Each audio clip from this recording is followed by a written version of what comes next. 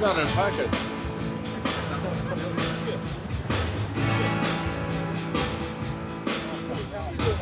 What am I doing wrong?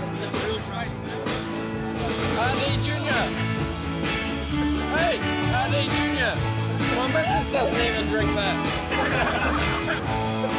If cameras followed Triple Eight around for a year, they'd learn... What would they learn? You'd finish that, wouldn't you? It's for the show. Go on. They'd learn that we are a bunch of clowns. Pit stop practice tomorrow. I think that's accurate. Right, smile, here we go.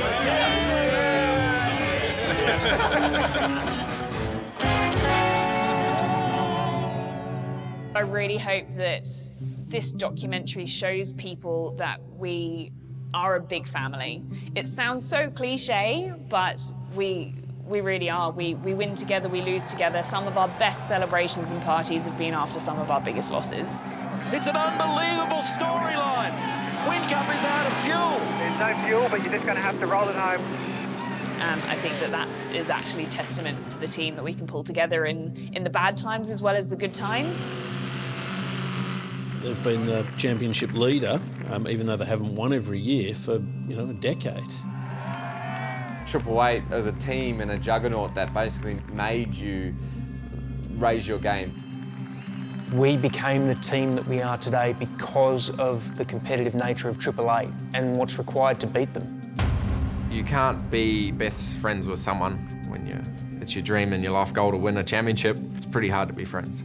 It's tough battling your teammate because you can't do the usual lunge because contact. Oh, and he's off the road. This is going to end up in tears if it continues. Is Triple Eight going to be the same without him? No, it won't be. It won't be the same.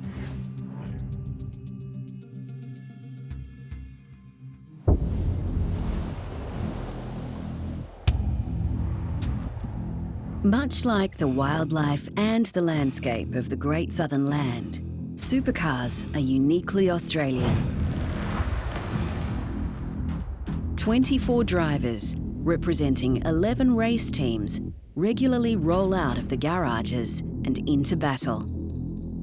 The team bosses, they anxiously manage. The engineers race against time, meticulously tuning their supercars, knowing even the slightest imperfection can be disastrous. Every component is seamlessly interconnected to create the perfect racing machine. Their 300-kilometre-per-hour monsters need millions of dollars to operate and a very special skill to drive.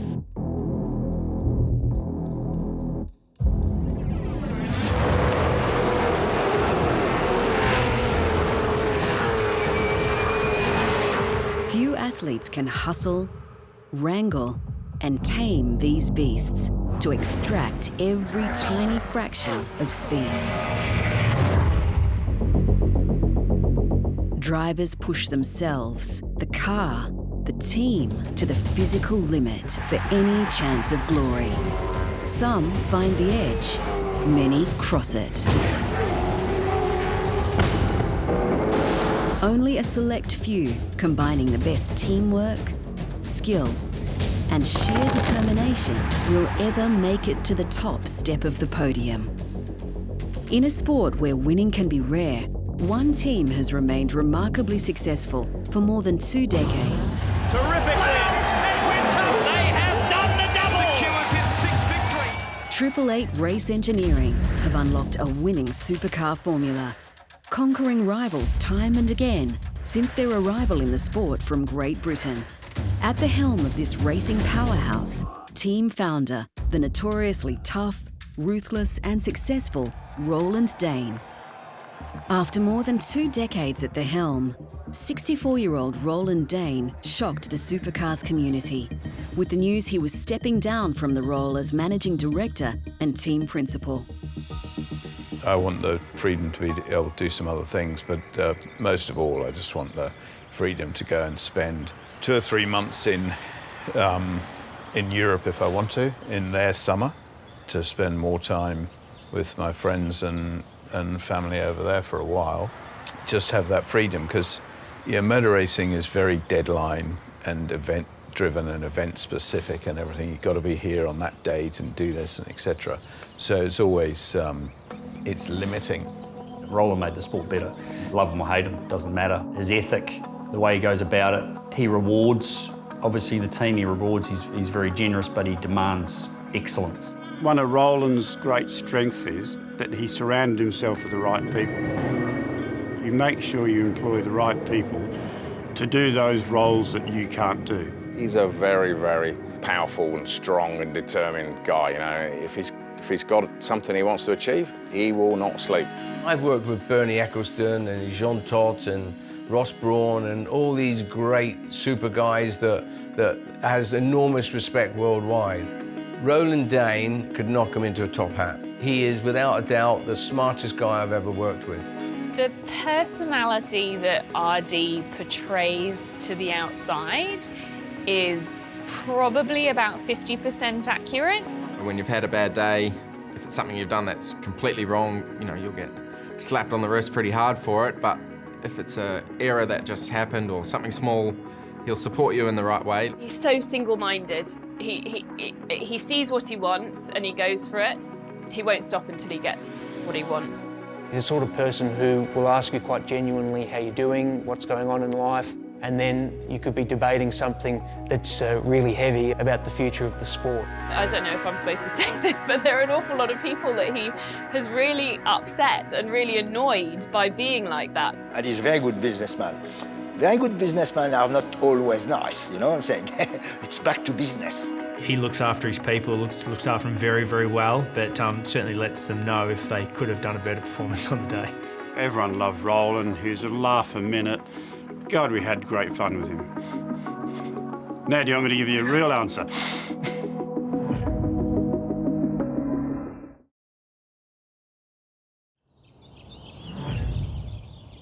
Mic'd up. We can't talk about good stories now.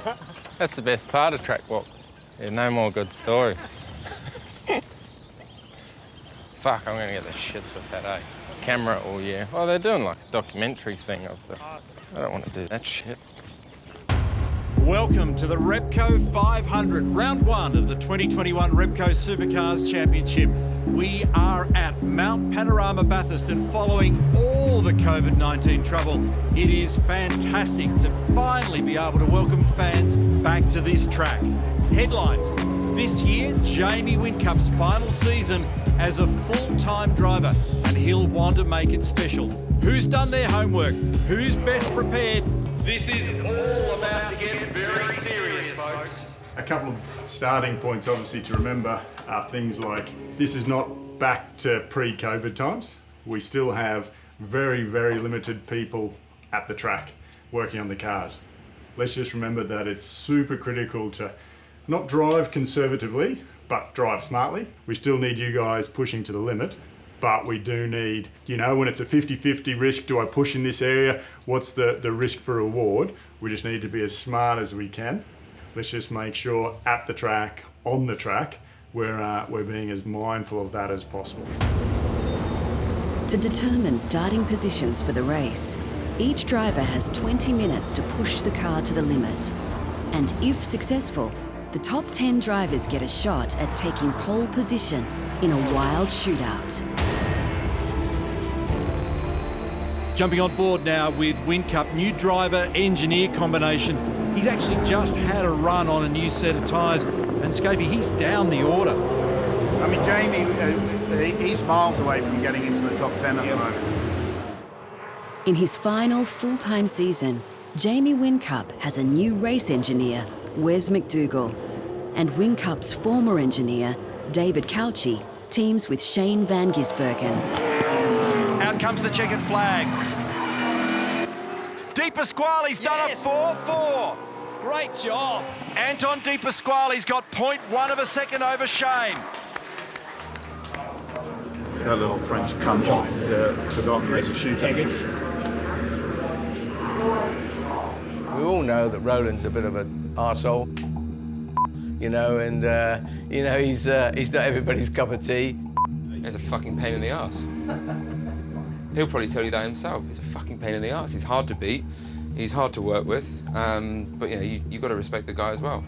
Well, some people probably say they'll be glad to see him gone. If you cross him, if you let him down, if you betray him in any way, he'll cut you off just like that. If somebody crosses me, they don't normally get a second chance. He is what you see. He's highly intelligent, highly focused, and highly competitive guy. Every driver I've had to give a reaming to at some stage. The first one was probably at Melbourne Grand Prix. It was only my second meeting with the team, and I pulled a pass on Lounsey, which was a block pass at turn 3, and propped it mid-corner, and he went to cross me over, and I just stayed on the brake, and he ended up running up the back of me. As soon as we got in the truck, it was just, he was into us. There's plenty, and it's still going on. Yeah, I just picked up the paper again this morning, and I've been told I didn't quite do the best job last weekend. If you haven't got that fire, if you haven't got that passion, then, to be quite frank, you're probably not going to win that much. I think the sport is worse for not having him around because of what he did to keep everyone on their toes. The pressure, constant pressure. I mean, Triple Eight made the sport better. Roland made the sport better. Years ago, when he switched from Ford to Holden, there was a Facebook group on there called Ford Stands For Fuck Off Roland Dane. Craig Lowndes' latest move is sure to have the Ford faithful seeing red. People care that much that they're willing to make Facebook groups up about how much they hate Dad. And it was just this, like, absolute tirade of abuse that Dad was getting online. And Dad was completely unaware of it until I think someone pointed it out to him. Yeah. The three-time Australian touring car champion and teammate Jamie Whincup sensationally announcing they will align with Holden from 2010. A fan grabbed my jacket and said, "What's the meaning of this? You're just going from one manufacturer to the other. How can you do that?"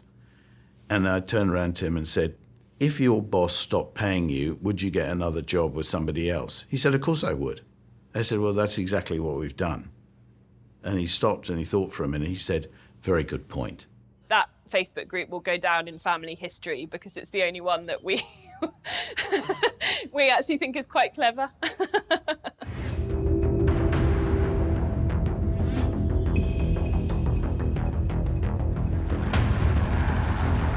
This is for the first Armour All pole of 2021.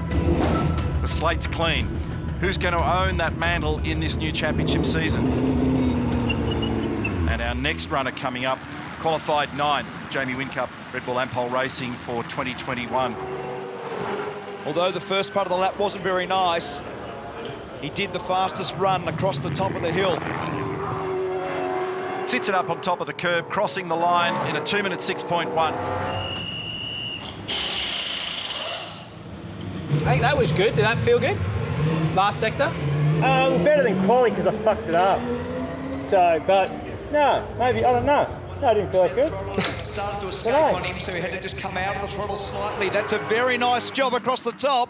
The fastest run across the top of the hill for Cam Waters. And that is good enough. 2 minute 5.5 for Cam Waters to be the fastest so far. 4 cold green tyres, cold brakes. Bring everything up to temp nicely, mate. Have some fun out there. Gliding it up, dancing it off his right foot, up against the concrete wall, and a 51.4 is the best we've seen. This is going to be right with Cam Waters, challenging for the Armour All pole. Does he make it? And not quite fast enough. 2 minutes 5.7, so great job Shane van Gisbergen, but not quite enough in that final sector. Okay, mate, timing P3, 576. Pulling it off and looking after the fuel and tyres, please. Look at this. This is beauty to watch, isn't it? So that thing looked hooked up and fantastic over the top, but now he sprays it on the exit of McPhillamy. Gets a little bit of dirt. What's the impact of that? How much has that cost him? Can he rescue it? Waters on provisional pole, and Waters has actually claimed the Armour All pole. De Pasquale drops into 4th.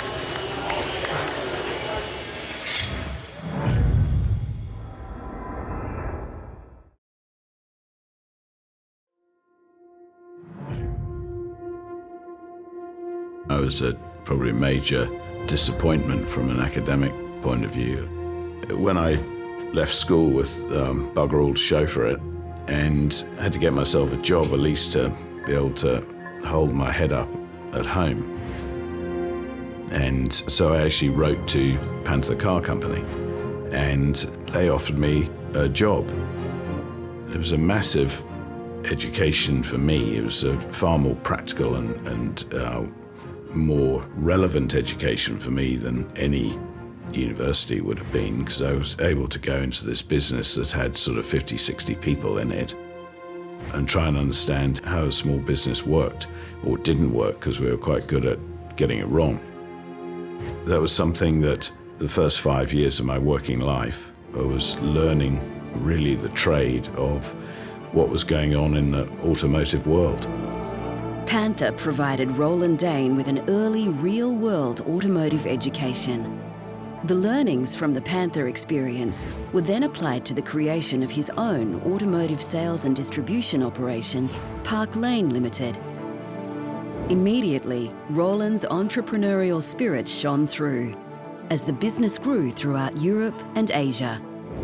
Underlying, motor racing was his true passion.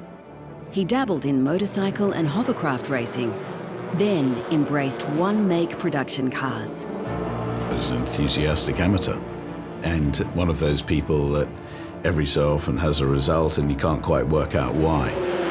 Number 12 there is Dane in the Derek Warwick car. Sometimes the results because maybe I could afford better wet tyres than somebody else.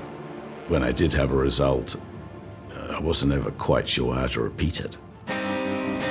Dane's growing and successful automotive empire, combined with his connections and passion for racing, led him to take a chance on entering the expanding British Touring Car Championship. Round the right-hander, now down Starkey Street. This is where power is going to tell. Roland's initial BTCC foray was encouragement enough. With a nod to his Asian connection and the lucky number 8, 888 Race Engineering was born, with partners ex-Formula One driver Derek Warwick, businessman Peter Bussley, and former Williams Formula One team manager Ian Harrison. We'd run privately in BTCC for several years, but they were very much, hobbyist approach, privateer approach. We had an opportunity that came along with Vauxhall, and it came from Roland initially, because he's got his head in everything. So we pitched then to Vauxhall and got the deal. And so hence set up 888 on the back of it. We sold it on the fact that it was going to be a super team for touring cars. We had John Gentry, we had a lot of good people that would make the team big for touring cars at that stage. Derek, the people around you are on intermediates, but the rain is going to come. 888, when it began, Roland put together all the right people around him and also put the right facility. They had a facility in Oxfordshire which was better than any touring car team around. And they were doing wind tunnel testing on cars way before anyone else did. That's the level of commitment and investment that was actually not seen before here, unless you were a Frank Williams or unless you were a TWR. Where are the two Williams Renaults? And the answer is out front. But they saw what was happening with Williams and TWR, took that and moulded their own team in that form. That's a Vauxhall going off over the top of the hill, bang in backwards. We're on game. Oh, Skittles.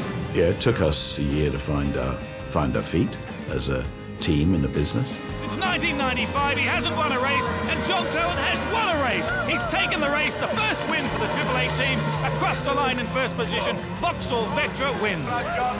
But in the early stages, they won races and they were very competitive, but didn't quite put the championship together. Once the championship moved away from Super Touring, and 888 were one of the prime movers in the new regulations, in sorting out the new regulations going forward. Once they got behind that and the regulations changed, they were then the dominant team in the BTCC. They struggled so hard last year with that Vauxhall Vectra. A lot of work by the 888 team, and here are the dividends.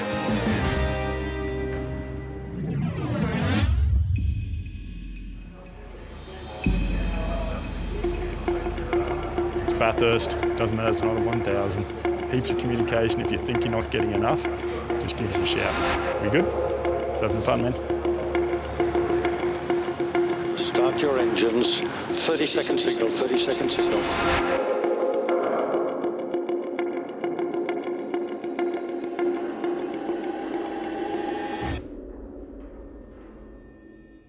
The 2021 Repco Supercars Championship ignites at Bathurst, and Cam Waters a ripping start. Van Gisbergen goes with him. Gizzy drops into second, and then it's the Shell Cars third and fourth.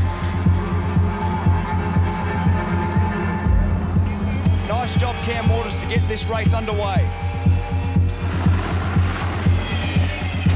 Oh no! Di Pasquale heavily into the fence at the cutting. Safety car boards and flags. Hit this lap. Safety car boards and flags. Roll out, both cars, both cars.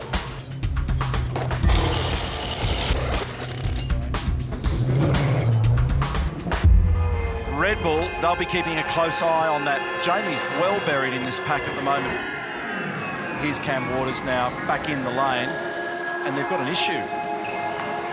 Wow, lots of troubles unfolding here for the opening race of the championship season. Oh, monstrous shunt for Slade. And he's ripped the side out of that Mustang. Oh, that hit hard. He's got it off the road, but Slade has binned that thing. Mostert thrown a decent punch at the back end of the race, but it hasn't been enough. Too little, too late. Shane Van Gisbergen, last time out of Mount Panorama, he did it, and he's done it again. Oh yeah. Yes, nice work, boss. The winning racer today from the Red Bull Apple Racing Team, Shane Van Gisbergen.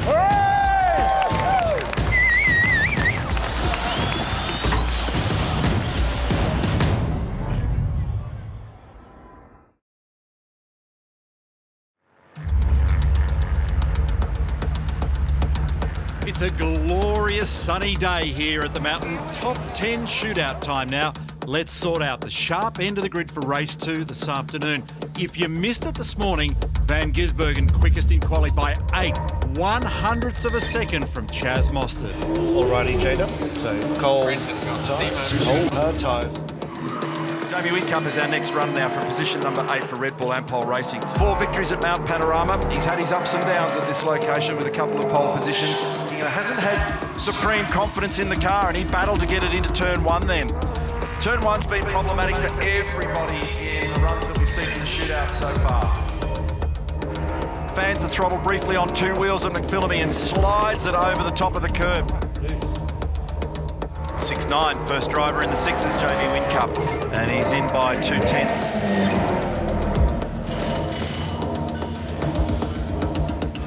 Shit all over my tyres. Fucking hell.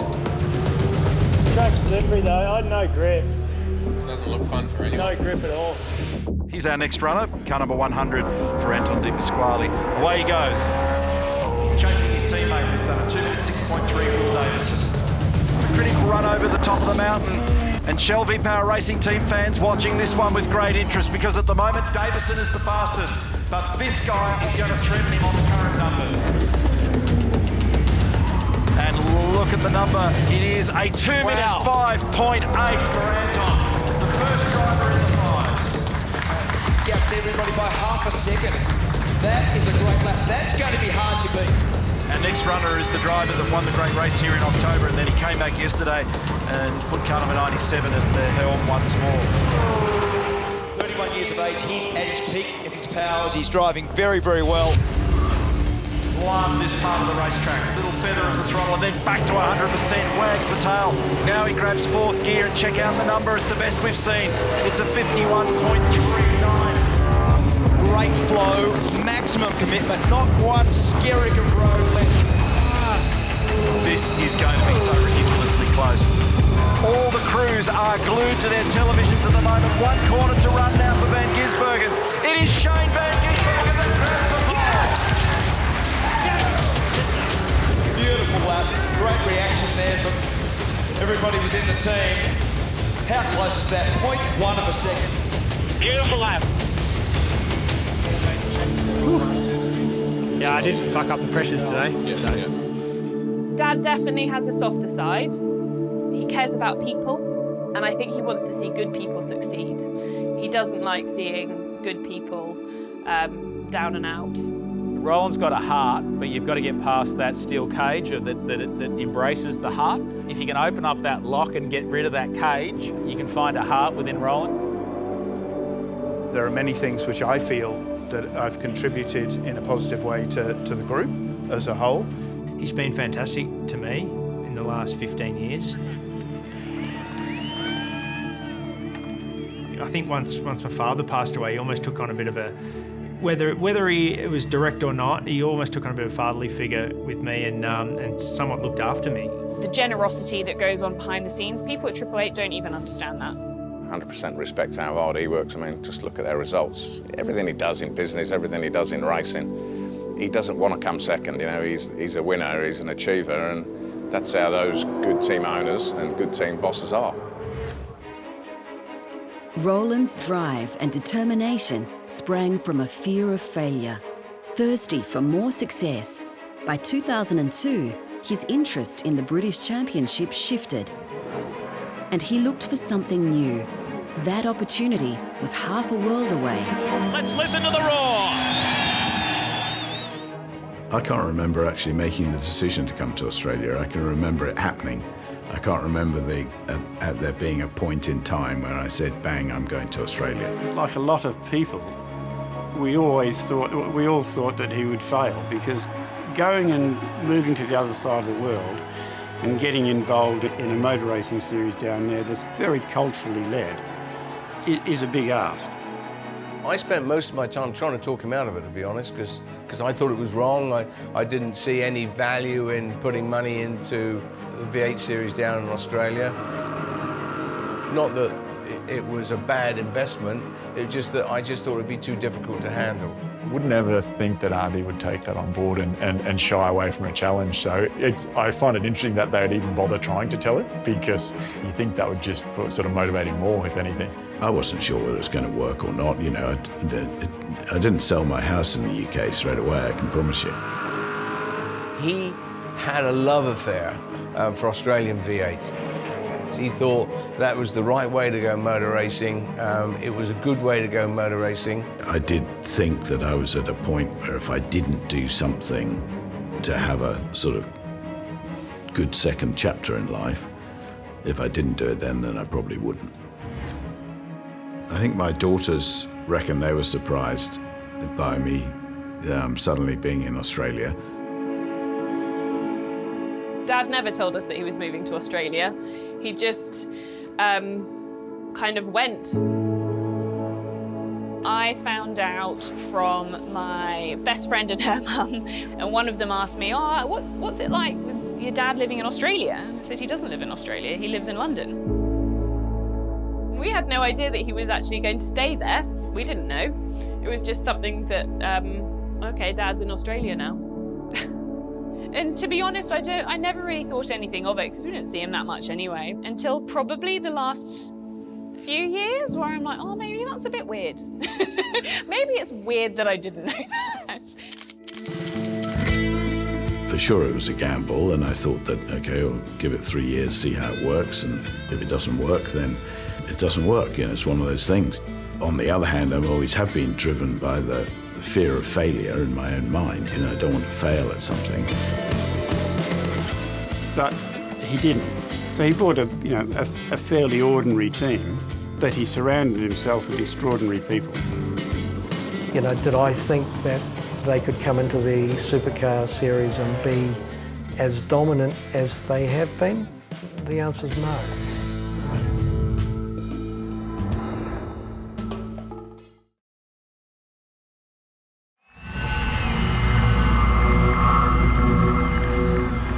The 2003 V8 project was a very big gamble. New owners of the better electrical team, Triple Eight, give us more international presence. I think he tried to buy HRT at that particular time, but it failed. So he came back and he said, look, what else is available? And I was racing for Johnny Briggs, and I said, look, John's probably at a time when he's looking for either a partner or time to get out.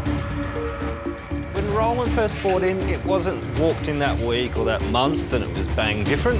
It was a bit more of an uncertainty. If we had a job, like, is this guy going to come over from England and bring a heap of mechanics, and we're all out the door. But then by the end of that first 8-month period, we were really starting to ramp up and changing a lot. From a blank canvas, Dane began to mould a dominant world-class operation. Car 65, they're throwing wets in this car. It is not hailing now, just heavy droplets of rain. Interestingly, Jason Bright, four-wheel, they did not hit this time around. The guts of the team were sort of there. It's just a matter of getting some guidance and some infrastructure. Early on in the piece that these people were fundamentally good people, and some of them are still there today. I liked Australia when I came. So I said, I'll come and look at set up something with you guys and try to help out, you know. So for 2-3 years, from 2003 to 2006, we set up 888, getting the right people, getting the right drivers. And the Rat is looking to claw his way past. This is the sort of hand-to-hand combat we've seen from the Rat over the years. First year with 888, we've gone through a process of breaking a lot of things, and I was getting quite frustrated with it because Ludo being Ludo, it's like it hasn't broken yet, so let's lighten it up. Looks suspiciously as though there's been some kind of a failure under the front left of that car. And we had lots of failures along the way, and part of that was, you know, underestimating some of the racing and sort of the loads undergoing these cars. Can he get down the inside into 9? Yeah, good positive move by Radisson. Oh, I thought they were going to collide. I knew they were going to collide. You could just see it was on. There was plenty of argy-bargy on that lap. Paul Radisich was the #1 driver.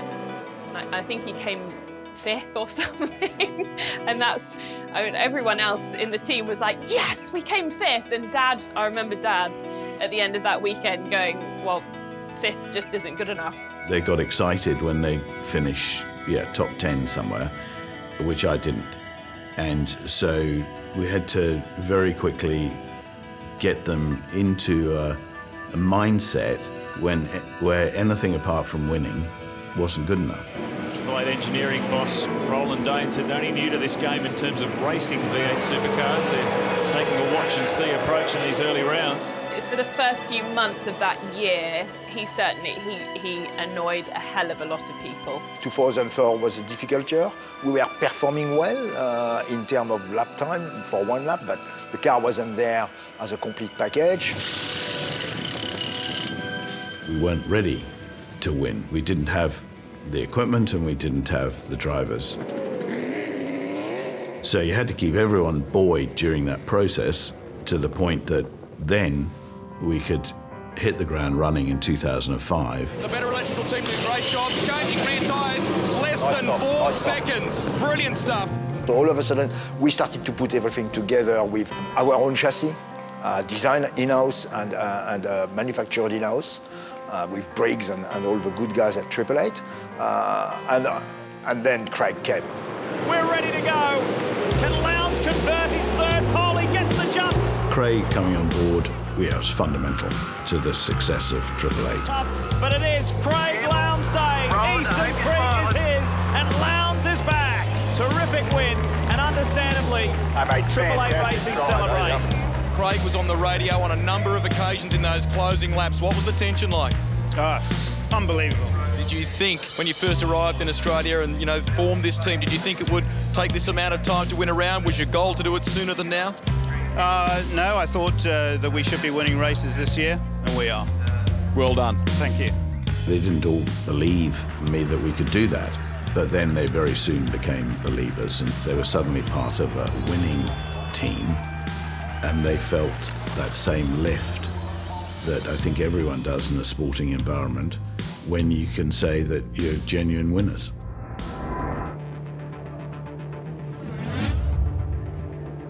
This is part 2 of 2 instalments, 250 Ks this afternoon. We raced yesterday and it was a victory for Shane van Gisbergen, and he's got off to a fine start this weekend where he will also start from pole position today. But he's got some work to do. All right, mate, you know the plan. So strategy A, we'll see what happens off the start, work it out, but just let's work to make sure we're in the right position for that middle stint. That's when it counts, okay? An extraordinary venue. We love it, and it's going to be on this afternoon. What's going to unfold, there's going to be different strategies and plenty of drama into turn 1. Attention all drivers, start your engines.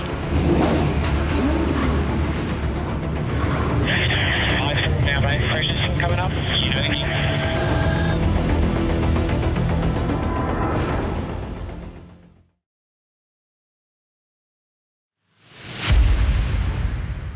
40 laps to come. Shane van Gisbergen banked 150 points yesterday, picking up where he left off in the great race last year.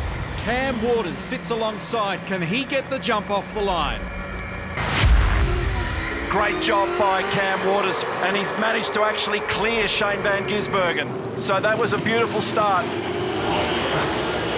As we get it all underway. That was the key moment of this race. Track position is king.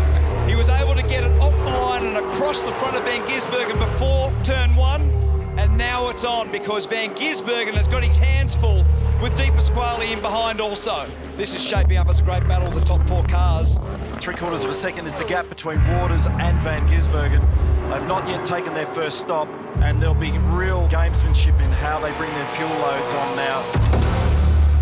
Around 1/3 distance, the teams begin their pit stops.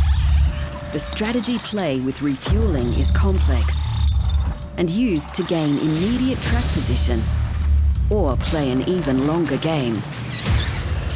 Yeah, if we go more fuel, I've got 14 seconds to day though, like if we go 12, and then hopefully they go... we'll have to go short, don't we? Yeah, have to go short to get track position. But yeah, let's hope we get the same lap as they do.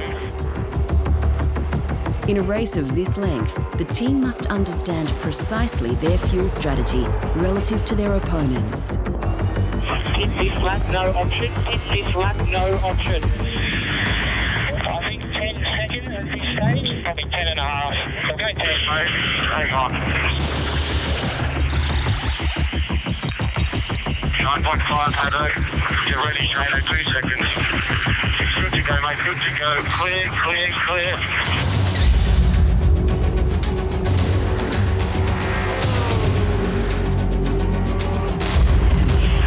Waters is in this lap, Waters is in this lap. Push, push. Nice and square. Hard on the board.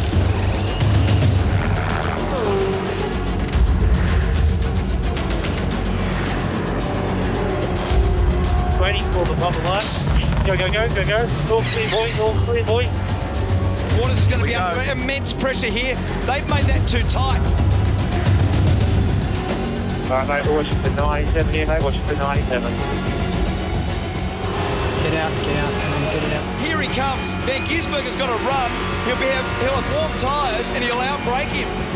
He'll outbrake him. He'll be able to get across. He'll be able to get across and stop it. And he does. They made that too tight. You needed to put less fuel in to keep the track position. Right now we've got a battle on our hands.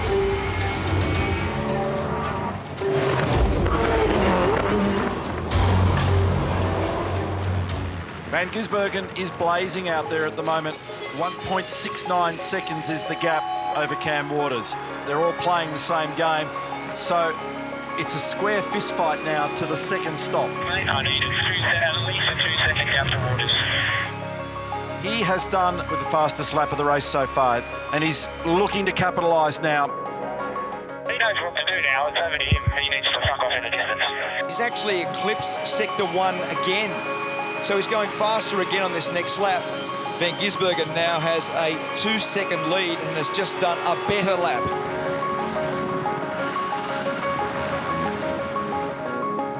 It's all for keeps at the final stop.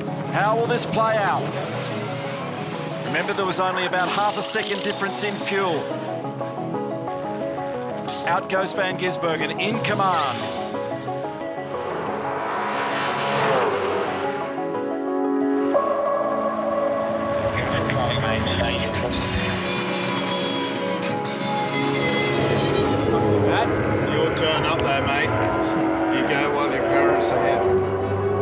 I'm very happy with what the team has done over the last 18 years in Australia. 2 from 2 at Bathurst. Well done, Shane Van Gisbergen. Business-wise, I'd say, yeah, there's some things that are worth noting, but privately, I wouldn't set myself as an example. I think my personal life was governed too much in the 90s by working. Certainly, I wasn't very good at running family life. As co-owner, youngest daughter Jessica is key to Roland's succession planning and maintaining the family ties. It's made it a lot easier that Jessica's been interested in it, for sure. I remember her sending me a fax. She would have been 5, I think, at the time, and sent me a fax saying, you know, we miss you, come home. So I did. Just got up and went.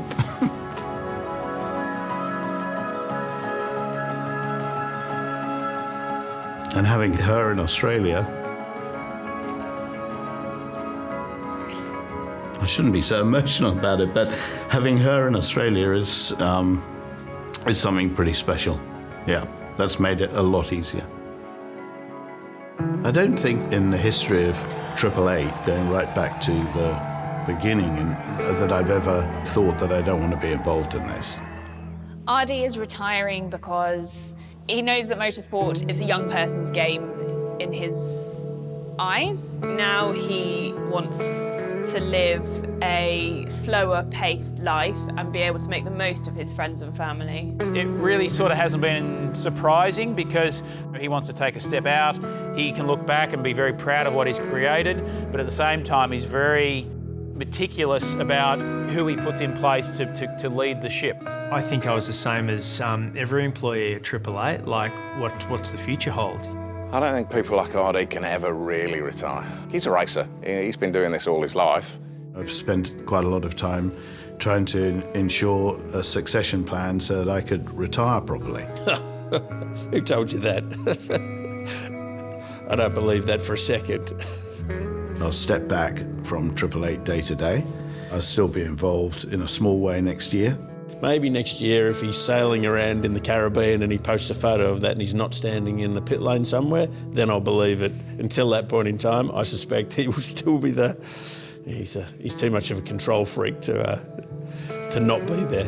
When you're gone, and allow the next generation to get on and have their time in the limelight. The most versatile driver you will ever meet. He can drive anything. He was so fast, and it was sort of like, who's this guy? Where's he come from? Shane had something special, you know, there's that X factor. Takes the lead of the Grand Prix! So strong and so hard to beat and makes so few mistakes, if any. I got to say, I was pretty disappointed. I remember swearing very loudly. The conversation I had with RD, I think he might have tore him a new one. I got quickly removed from most conversations. Like, I think he thought, you know, there was no chance I was going to race.